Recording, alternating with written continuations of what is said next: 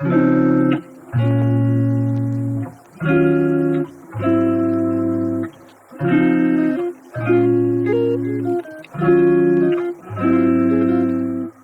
and welcome to Crohn's and Colitis UK, the podcast. This is a really special episode because not only can you listen to us, but you can watch us as well. We'll be talking about that in a moment. We'll also be speaking to a very special guest who'll be telling us about her experiences with Crohn's. Before we start though and get into the chat, I just wanted to flag that if there's anything that you find difficult to listen to, hear or to watch, you might want to go onto our website, crohnsandcolitis.org.uk, where you can find lots of support and guidance. So, as usual, I am joined today by Luke. Hello, Luke. Hello, it's good to be here. It's fantastic to be here. It's very exciting. You might have noticed if you are watching this, there's some very subtle signage behind me. And we have a wonderful set. We are here to have a chat with a very special guest who'll be familiar to anybody who follows Crohn's and Colitis UK's socials. Delighted to be here with Natalie-Amber Freegard. Natalie, thank you for coming. Thank you for having me. I've wanted you to be on this podcast for such a long time, and I was waiting till I got out of the usual setup where I'm like under a duvet on a bunk bed recording down a screen, and I thought, how can I really impress her?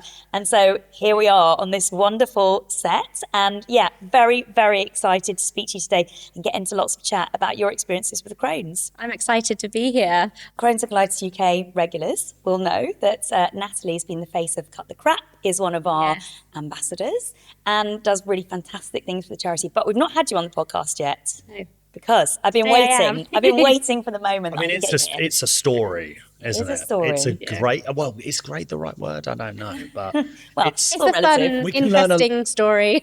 We can learn a lot from it. Yeah. With hindsight, it's a great story. Yeah. This podcast. So hopefully, anybody listening to this, watching this, will find something that they can kind of relate to in this. So I think we should probably just get into it. How did it start for you, Natalie? What was your first symptom? What did you notice? It wasn't until I was about 17, 18 years old that the symptoms came on. Well, when I was a baby, I was always sick, so we're not sure now if that was related. And my mum was always trying different milk products or cutting things out. And my eczema was really bad as a child. So we don't know now whether it was from a young age. My dad's nickname for me is Puke, and still is at my age now. I don't think he knows my name. It's Puke. Delightful. Yes, for that reason. And so from my memory though, the symptoms obviously came back at 17, 18. So it was just really bad stomach pains to start with, just excruciating, and they'd come in waves. So they would go and come back and go and come back in the same day, all day. And my eyes were really itchy. And I was tiny. I was really skinny. I was, by the end, size 4s were too big for me. But because I trained as a dancer and I was in that sort of profession, no one ever really questioned the weight. They just thought, oh, you're a dancer, Apart from then obviously going to the doctors and they're telling me I'm anorexic, which wasn't the case. No, absolutely. And also in some ways, in the environment you were in, people were like, oh, you look fantastic. I imagine maybe people didn't tell you as much that you looked like you were unwell as perhaps you were expecting them to. So it was just a very how you looked industry. So there were girls, that would starve themselves all day or make themselves sick in the toilet. And I never had that issue because the teachers were always praising me for my body. But then there were outsiders, I say outsiders, outside of dance school, family members that were, oh, you're really skinny, And people would go, oh, do you eat? Girl, you need to grow some muscle, get a bit of fat on you. So I had it from both directions. Yeah. But at dance school, it was just, I was always praised, which is terrible because when you look at pictures and how I looked. Right. So you're really skinny, having lost lots and lots of weight and not really understanding why it's happening to you, and obviously also in a lot of pain. Yeah, the pain was horrible. That was every day, all day. And then it got to the point as time went on where I was being sick, so it didn't matter what I ate. Even if I was going through all those, we're trying the FODMAP. That doesn't work. Classic. Yeah, the FODMAP diet. I remember when the FODMAP came out, there's not much on there anyway. And my dance teacher was like, oh, there's loads on there. And one of the other teachers I was looking at are like, oh, not really, especially when you're dancing 8 a.m. till 6 p.m. at night all day. And the FODMAP didn't work. Cutting food out didn't work. We'd cut dairy out at one point. Then was I gluten intolerant? Was I celiac? Was I, nothing. So what was going on? And so how did you get some answers then? What happened? What did it take? the fun part was it took me to collapse, go blind. I had sepsis and kidney failure. Yeah. I was rushed to hospital where I had 2 emergency surgeries, and then I died on the table, but I was revived. Wow. And then I was left 35 centimetres taken out of my small intestine, Right, yeah. and left with a stoma bag. And this happened, you know, overnight. I was being sent home all the time from A&E. My ribs, they used to, you know, when you were sick so much, Yes. it hurts, your Yeah. stomach and your ribs, and all they'd say is, do you like food? Yeah. You're like, Yeah. I do, but Had you heard or did you know what stoma was before having one? I didn't know what it was exactly, but my granddad had a stoma. So he had a really rare stomach cancer. okay. And he passed away. I think it was 2013 now. So it was quite a while ago. Yes. And then this happened to me in 2017. Right. Because I always had like this really, it was frustrating because I was the favourite granddaughter because I was the firstborn granddaughter on my dad's side. Everyone knows it. So if they watch this, they know. They're doing the truth. My cousins can't be offended. It's the truth. And so we had a really close relationship, and I wish that I had like known more about it. Yeah. Because we just knew granddad had like a bag, but he'd go to the toilet a lot. Obviously, that would be to empty the bag. Yes. I didn't know anything what it was. He just, Caribbean man, always would not talk about, you know, Private. it's very prideful, yeah. And now he's passed. Like my nana said now, back then, she had to help him change the stoma bag at some point. But yeah, he never, ever, ever spoke about it. And now I'm like, if he was alive when this happened, I wonder if he would have opened up more, or at least said, oh, I've got one too. And then, Yes. you know, it's always a big thing now that I always think about. And you were with your nana, weren't you? When you first got, I remember you telling Yeah. me that the very first time when you got rushed into hospital, when that dramatic episode Yeah. happened, you were at her house, right? I was at she was at mine. So this Oh, was yeah. my granddad is my dad's dad, and Yes. then this nan that I was with Yeah. was my mum's mum. Oh, right, So okay, the yeah. other side, and she was at my house. The only reason she was at my house is because my mum called her because she said, you cannot stay on your own today.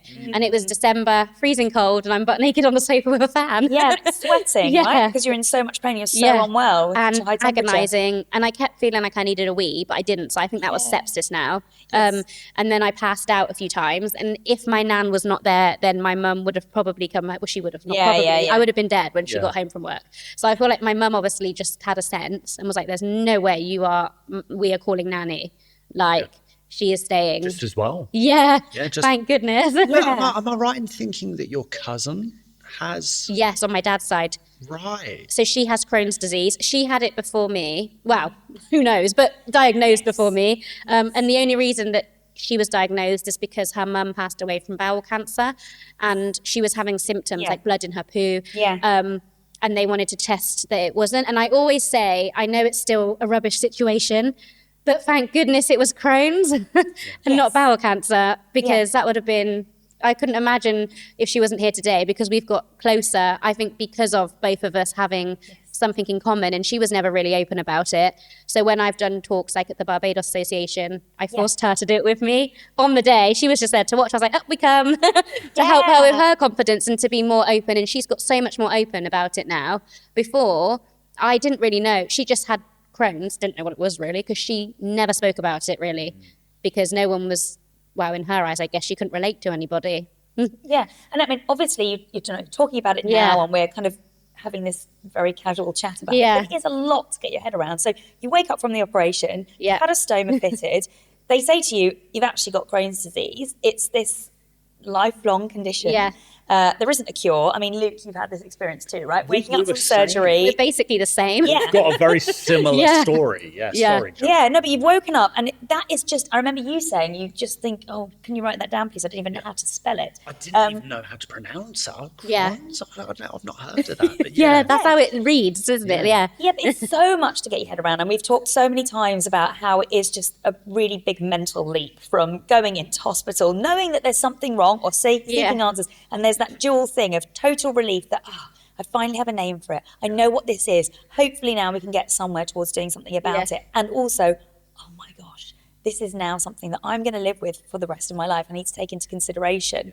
You know, you're very good at talking very openly about it. Yeah. But did it take you, how long did it take you to get to that point? You didn't, I know you feel, you know, you had that second chance, but you didn't sort of wake up from the surgery and think, Oh, no. brilliant, let's just get on with this. There are obviously some really difficult days. I know there'll be people who are listening to this for whom this is very upsetting to listen to, and they're kind of going through that same thing themselves or have been through it. How do you look back at how you were in those days? So I didn't know for a while that I had Crohn's or a stoma, because I think I was so on the meds that they gave me, the morphine. And my mum, so what I remember from my mum saying is that when they pulled her and my dad into a room and said, look, you need to prepare, don't think she's going to make it through the night, and this was after the surgeries,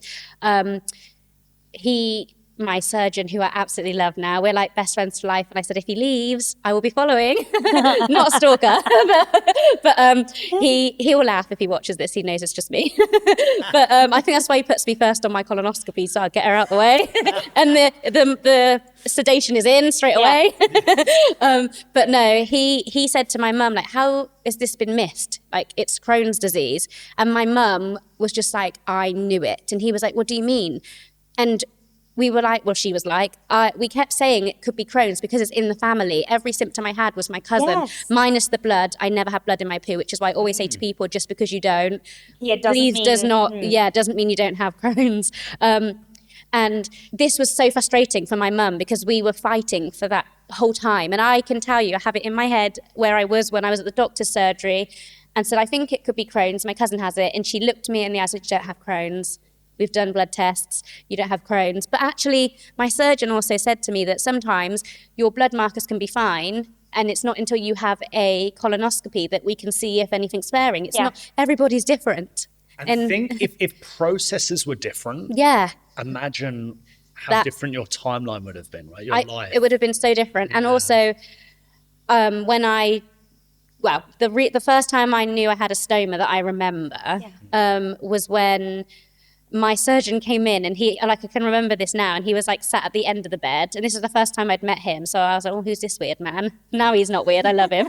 But, you know, I just thought, I don't know what he's on about, just talking to me about this like stoma. I had no clue, and it just wasn't processing, and I also hadn't processed that I'd obviously not been pooing, you know, because I had the catheter in as well, so they're really uncomfortable when you're led down as well. And then he said, you can have it reversed in about 6 months to a year, and I was looking at him like, I'm so confused. I don't honestly know what you're on about.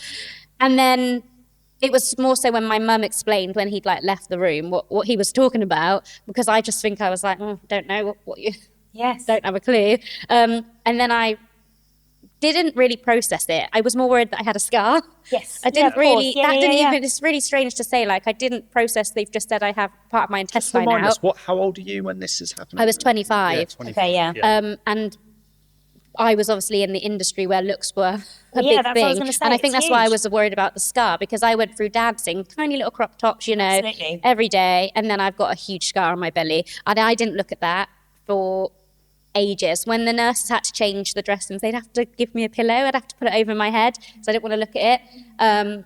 And even when I got changed, you know, if the bag leaked a few times in hospital, they would like stand me up and obviously change me because I couldn't do it on my own really then at that point. And I was like, look it up, because I'm not looking at my scar. And even when I come out of hospital, my cousin had to come and do the injections they give you, the blood clot.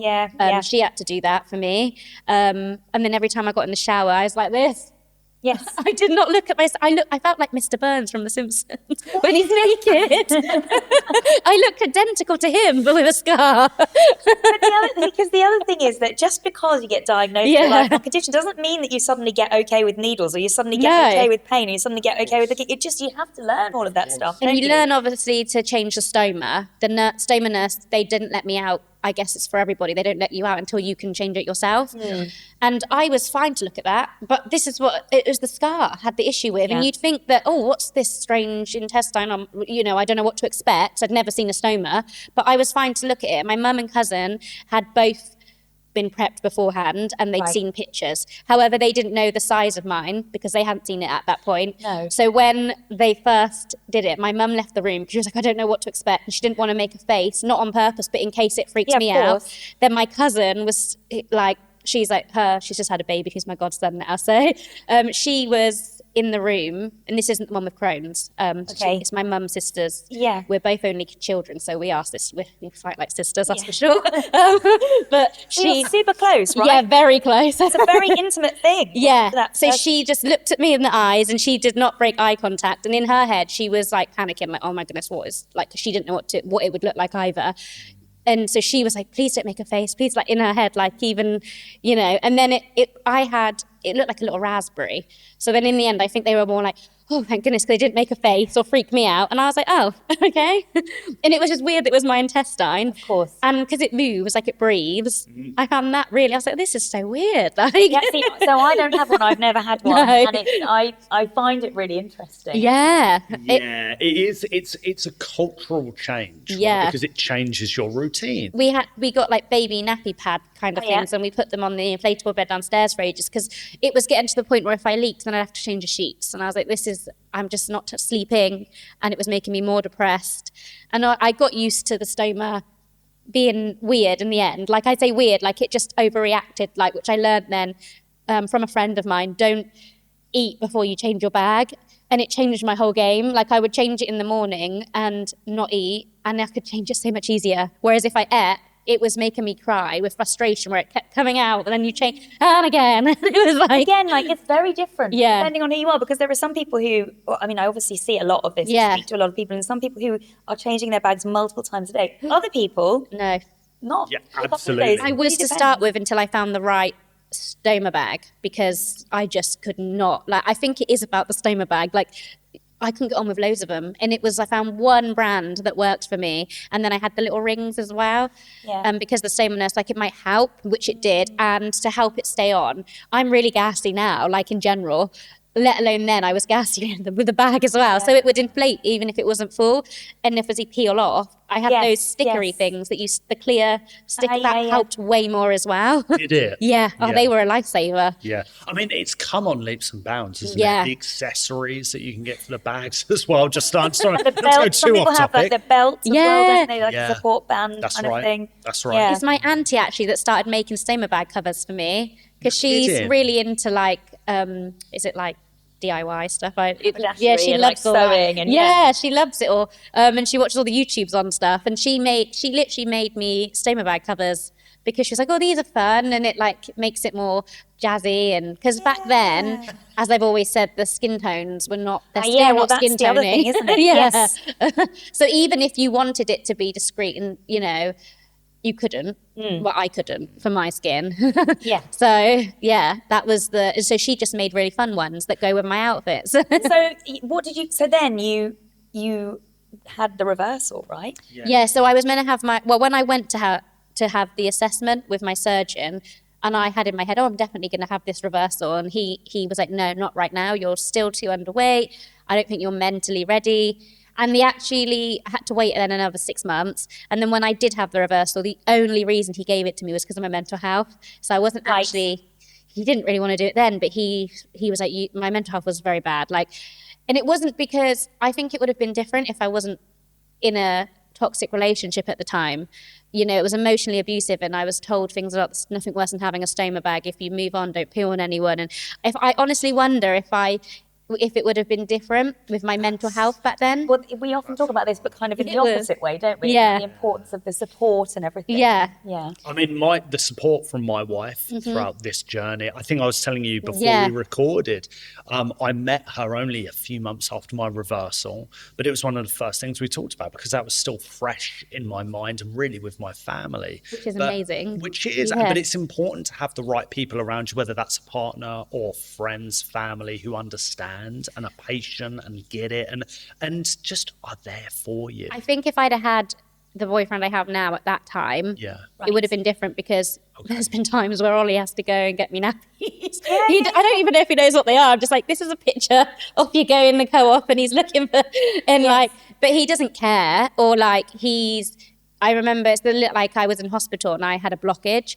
and he'd gone in the crystal shop and asked them what, because he knew I liked crystals, and he went in there and asked them what crystals were good for bad bellies because he didn't really, and then she'd give him like all these crystals, and he actually brought one in. This is really crazy as well. He brought it into the hospital and he like put it on my belly, and I literally pooed myself. Now, I do have to step in here and say, I know. I'm going to get this taken out. Or we can leave it in and say, there is nothing that says that crystals are going to help. But it cheered you up when he brought that. That probably was by chance. But the fact is, I was like, oh, okay. Not tried it since, but, it might not help for everyone. But it was just weird that happened. It's also about knowing what you want, right? And being supportive of you and being in that kind of relationship, which makes you feel really comfortable, which is the game changer. Whoever, as you said, whoever that relationship is with, and it just having support, whoever it's from, whether it is from your partner, whether it is from your family, and at different stages in your life, it will be from different people. I think my friends are really supportive. I had one friend when I didn't really tell many people at the time I had a stoma, and she was around my house, and another friend came over, but I wasn't really ready to tell her at that point. And the stoma bag like blew off. And my friend was like, oh, sorry. And she like just took the blame. And she was just so nice, like without thinking, because I wouldn't have been that fast at thinking, but she just was like, oh, sorry. So you go from this and all of this kind of upheaval and the surgery and getting your head around it, you have the reversal, and then you are now this influencer, this model, this woman that everybody wants on the catwalk, very positive, kind of ray of sunshine for so many people, but also being very realistic about what it's like. How did you move into that? Because this was all a time before everyone, people were on social media and stuff, but it was kind of a different time, and now we are where we are. So how have you made that transition? I had a really good personal trainer when I came before my surgery. So when I had the stoma, he got me really strong again, and then ready for as much as I could be strong for my surgery. And then I stayed with him after as well to build me back up, which felt like starting all over again. And then because fitness was the reason I survived, so my surgeon said the only reason it was because of my fitness. Don't know how I was dancing all the way up till that day. I honestly don't know, but thank goodness. So I felt like, well, I don't know what I want to do, because I felt lost. Like I can't go to the West End because I'm just not fit enough. And also I probably wouldn't be able to last, one of my friends is in Lion King. He's like 7 days a week, like 6 days, 7, whatever, but 2 shows a day.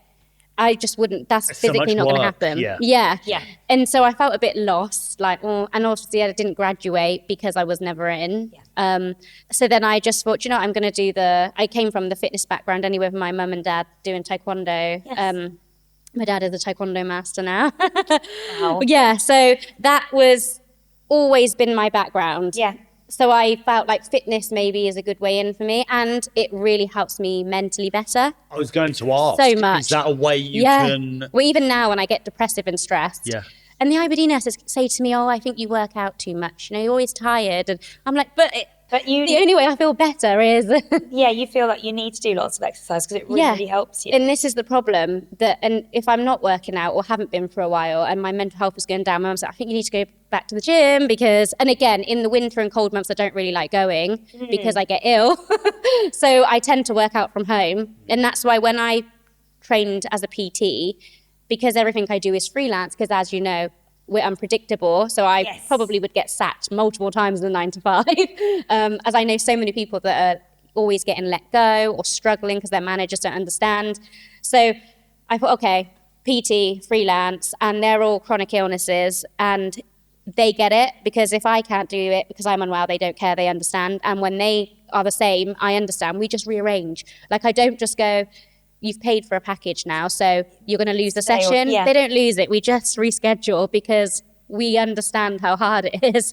But also you're passing that incredible thing on to other people who probably feel like they don't have it in their power to get up and exercise that day. And there are lots of us. I always joke about it, but I have always felt decidedly unsporty. I probably was before I was ever diagnosed with colitis. But when I was diagnosed with colitis way back at 14, I did say, does this mean I never have to do PE again? And I was thrilled at that we've spoken to Olympians and we've spoken to Paralympians, and I always say that, these people put me to shame because I'm always like, I'm afraid I'm not able to exercise. But of course I am able to exercise. But in my head, I just think, I'm terrible at this stuff. And I was dreadful at it before. I probably was just badly coordinated, nothing to do with anything else to do with my bowels. However, you've made it see, because I have done that thing where I've kind of joined a gym and then thought, oh God, I just don't feel like going today, and then I can see it's coming out every month, and then it just becomes a thing that comes out of my you don't actually go. yeah, and it's fatigue as well. A lot of the time, it's just the fatigue. exhausted. It's like one of my PT clients had a PT before she knew me, and she didn't have like a chronic illness or anything, and she was like, she really just didn't understand, like she does not get it. And that's the problem. You have to have someone that understands you. And I specialize in women because I'm more confident with a woman's body. Just I wouldn't feel less comfortable doing men. And I have had, guys that have asked, and I'm just like, no, because I got to stick to my niche. I just wouldn't feel just my personal preference. And I think I just like empowering women. So, yeah. And so, sorry, go on. No, sorry. The thing is, Geraldine mentioned a moment ago, there's still, Olympians, Paralympians, there's athletes, there's people who do really intense jobs that still have Crohn's and colitis. But I think I'm a massive advocate for the things that we go through still push us to do things that maybe are a little bit outside of our comfort zone. Like, would you be doing this? Would you be freelancing if you weren't in this situation? Who knows, right? Yeah, but who maybe knows? you'd be employed. Maybe you'd have a different boss. I may have been married to Justin Bieber because I'd have been on his tour, and that's where he'd have met me. That's what would have happened. But we would have been here. No, so that I prefer this life. There's an upside to everything. That's how I look at it, is that actually my work, because I, like you, I'm freelance too, and it's given me actually a lot of freedom to look after myself. But it's given me a lot more opportunities to, if I want to do that project, I can work with that. So there is that flexibility, there is that potential that really, the way I look at it, and I want to put words in your mouth, is that actually if it wasn't for Crohn's, there's a good chance I'd be doing a job that maybe I'm not that interested in, because I wasn't pushed out of my comfort zone to look at other options. I agree, because I love my life now, even though it happened in the way it did. Right. I actually wonder, like, if I had been diagnosed normal, not the way it went, I probably wouldn't have been doing what I do. And the truth, the reality is, the truth is, you've been able to do some things that are really interesting. Like you tell us about some of the work that you've done. Tell us about going to Cannes. Yes, I went to Cannes this year, so I was an official speaker for Cannes Lions. So we spoke on the stage in the Palais. I think that's where they have the film festival as well. And then it was all about like inclusion and diversity. And I had obviously one of my good friends now. She's in a wheelchair. She has Charcot-Marie tooth syndrome, which I never knew about until Emma. So it's quite good because she learned more about Crohn's with me, and I learned more about her. And she spoke about, visible disabilities, and then I spoke about hidden disabilities and how they're both important, and how we've both been in situations where I went on a modelling job in Spain, which was amazing, but the toilet was a hole in the ground. They didn't really check that, and I was flaring. I was on steroids. And this is, again, something they never checked, knowing I have Crohn's. It's the first thing you should have checked. Is there any accessible toilets? Where's the closest toilet? And then Emma was on a job in a wheelchair, and she didn't actually, they had to drop her because they didn't check the venue as accessible. So she couldn't even get in. So we were talking about the differences and how you can't judge. And Cannes was very interesting, I say that. With the understanding of disabilities, it's really, they're not there yet at all. And they've taken the feedback on board because they needed it. But we had the reserved seats as speakers as well. And this woman was shouting at us to move. Emma has her mum as her carer. And she was like, move. So her mum was like, well, I'm her carer. So I said, you know what, me and my mum will move absolutely fine. And then Emma just shouted at them, went, no, she has a disability. And I didn't stick up for myself because I just don't understand how to explain to someone, because they see Emma next to me in a wheelchair. So that's the disability to them and not me. So I've never forgot that, because she just shouted at them and just said she has a disability, because I was just going to let it go. And then my cousin, the same cousin, who looked after me in hospital, she said, but this is the reason we're here, Natalie, because you need to make a change for stuff like this, which I was like, actually, like that hit me hard then, because I thought it is. Like I was just ready to just, do you know what? Okay, fine. Well, and also, I mean, that is the reason why you're involved with us as a charity. You're an ambassador. You're very, very heavily involved with Cut the Crap. And we're trying to get people to think about their symptoms. I mean, we know that you knew there was something up with you, and you tried to get help, and that didn't happen. But there are so many people who just think, oh, maybe I've just eaten something. I'm not No, sure. no. Maybe it's nothing really. So, how do you feel about having been involved in something like that and the symptom checker? I know you do lots of stuff where you can talk to people about that. I did take the cut the crap cards and the symptom checker. I take them to Cannes and I take them places. And I've got the poster in my local coffee shop because the owner's got colitis. So, which just helps because then I know she's happy to help any way she can because she understands. So she's put them in the toilets so that if people don't really want to tell anyone, they don't have to. They can just scan the barcode. And I took them to Cannes as well because there were people that you networked with along the way who didn't know what Crohn's or colitis are. So then it's like, oh, this is good. Now I can tell you what this is. And they, might have someone in their family. And one of the Cannes Lions worker ladies came up to me after and actually apologised that she felt like she hadn't done enough for with accessibility because she has a stoma. Not for IBD, but the fact is, she said, I get it as someone with a hidden disability. And she really felt like, wow, we can do better. So, those cards go everywhere with me because I think it's important. That's one of my favourite things is saying to people, have you heard of Crohn's or colitis? And they're like, no. Yeah. It's the funnier thing is when you say disease and they're like, because I had the taxi driver who freaked out. I think he thought he was going to catch it off me. I was like, you're okay. You're not going to catch it. It's okay. But this is why conversations like this are really important. I overshare anyway. So, that I could be with a stranger and say, I need to go for a poo. But I just say, I just need to go to the toilet. But I'm just used to oversharing now. But I don't find it embarrassing to say that. So maybe that's why as well. I'm like, well, we all do it, whether it's from a bag or your bum. Well, you exude positivity. Yeah. And you're like the person in my WhatsApp who puts the most kisses. Like, oh, sorry. No, in a good way. Or if I get an email from you, I always think, it'd be like a rainy Tuesday morning in November, and I will open my email and it'd be like, hey, gorgeous lady, or hi, queen. And I'm like, yes, this is a good morning. I had a lady it's really positive. The lady on the speaker agency I've just joined for public speaking, she actually said that to me, funnily enough. She went, your emails just make me really happy. She was like, because sometimes I don't have the greatest clients, and then you email and I'm just like, oh, this is so nice. I was like, oh, thanks. Well, I have to forward them internally sometimes. People come back to me and go, why doesn't anyone email me that? And I'm like, well, you need to get to know Natalie, and then you just need the positive energy. Because I know people do ask me, how are you always so happy? And I'm like, I'm actually not always happy. No, of course. But I think they always think I'm happy because I'm just, maybe it's, I don't know. And I laugh a lot. And I don't know if that's a trauma thing or not, but I don't realise I'm doing it sometimes. I'm just like, oh. I get told a similar thing. Yeah. And I do think, and like what Geraldine says, it's really important to know, look, we're all different. We all have different experiences and circumstances as well. But I feel just very grateful when I'm in a good position with good people. I feel like, the energy is a thing, It's a good time at the moment, right? Yeah. Because we know difficult times. We know that we've been there, we've been in hospitals for a while, we've had surgeries, right? And we know those times may even still come again. Hurdles will come up again. And for me, it feels like, well, not if, but when.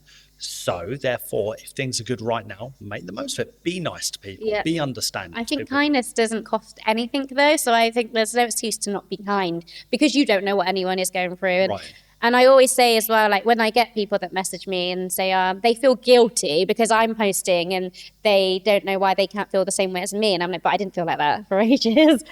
I was actually really not in a good place. So then I always say to them, like, don't look at me as you have to be like that. You can use me as like an inspiration. So I inspire to one day accept or love my body or, but don't have that as on a pedestal, whereas I have to be, because then everyone's different on their own pace and on their own journey. I had a lady the other day say it took her 10 years and she's still not there yet. And I said, well, it doesn't matter. You'll get there. You'll get there. Just take it as it comes. Don't be upset that it's been 10 years. Just take your own time.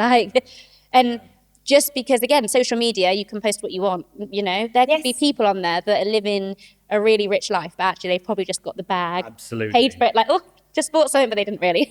Like a facade on, you can be who you want. So I'm like, don't always take it like, oh, I have to be, because not every day I'm happy. And I'm definitely not happy in the mornings, that's for sure.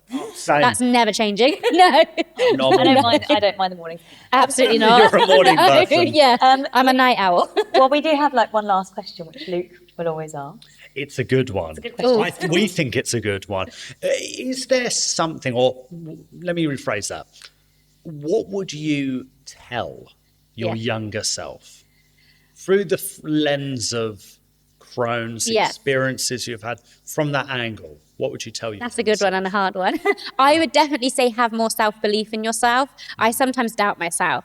And a lot of people are like, you have to give yourself so much credit for everything. And sometimes I would also say to appreciate being present in the moment. I'm always like, oh, I could have done more. I could have done this. But actually look at the amazing things you've done and the lives you've changed already. And in my head, sometimes I feel like that's not enough. And definitely to be kind, because sometimes I can't always reply to DMs. And then I feel really guilty. And then I feel like I'm going to, be a part of why they feel alone, because I haven't been able to reply in time. And I have to remember that actually I'm just one person, because I think that, to not put too much pressure on yourself.